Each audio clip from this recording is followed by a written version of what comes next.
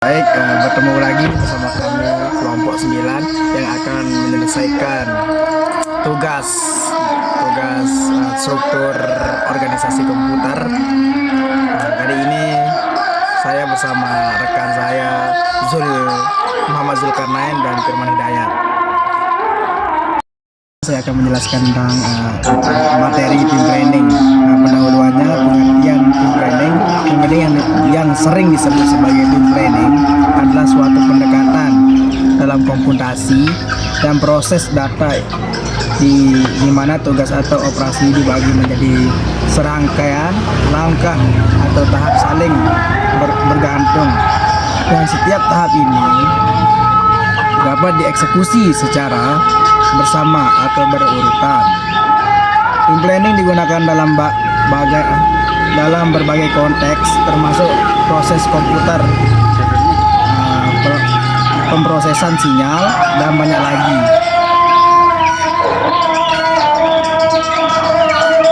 Konsep dasar team planning. Team planning adalah metode yang digunakan untuk meningkatkan throughput dan efisiensi dalam memproses data.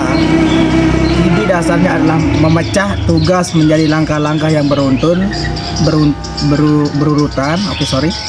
Saya ralat berurutan sehingga setiap langkah dapat dimulai sebelum langkah sebelumnya selesai. Oke, baik. Untuk yang selanjutnya, elemen-elemen dalam team planning.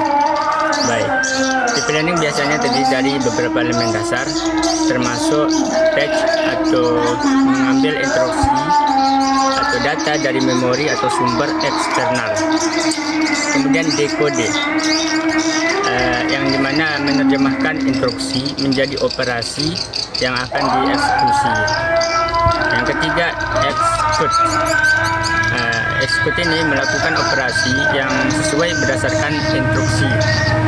Kemudian yang keempat, write back. Write back ini menulis hasil dari operasi ke lokasi yang sesuai dalam memori atau register.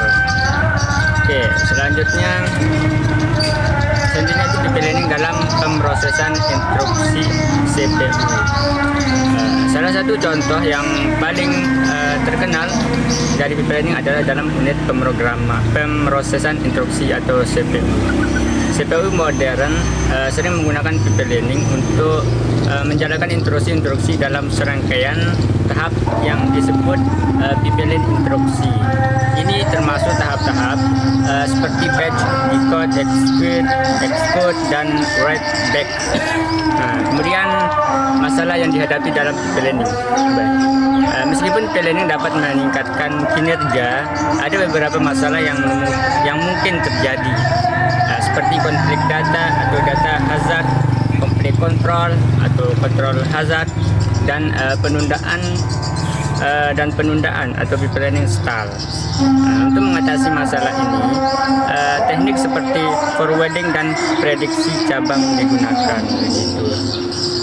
Baik. Oke, assalamualaikum warahmatullahi wabarakatuh. Di sini saya akan menjelaskan tentang bagian planning tentang konflik planning.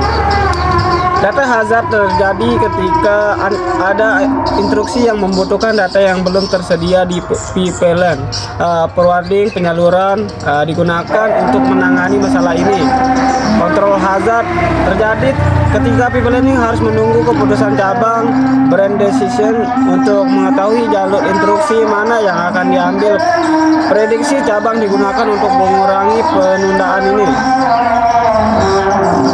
Keuntungan pipeline. Pipeline dapat meningkatkan kinerja dan efisiensi pemrosesan data dengan memungkinkan beberapa tugas dilakukan secara bersamaan. Ini cocok untuk tugas-tugas yang dapat dibagi menjadi serangkaian operasi yang independen. Oke, dan seterusnya itu kekurangan planning. Tidak semua tugas cocok untuk planning. Tugas yang memiliki dependensi data yang tinggi atau banyak cabang kondisional mungkin tidak mendapatkan keuntungan yang besar dari planning. Nah, dan yang terakhir, kesimpulannya, planning adalah konsep penting dalam arsitektur komputer dan pemrosesan data. Dan ini telah diterapkan dalam berbagai sistem termasuk CPU, grafik komputer, pemrosesan sinyal, dan lainnya untuk meningkatkan kinerja dan efisiensi. Sekian dari saya, dari kami. Assalamualaikum warahmatullahi wabarakatuh.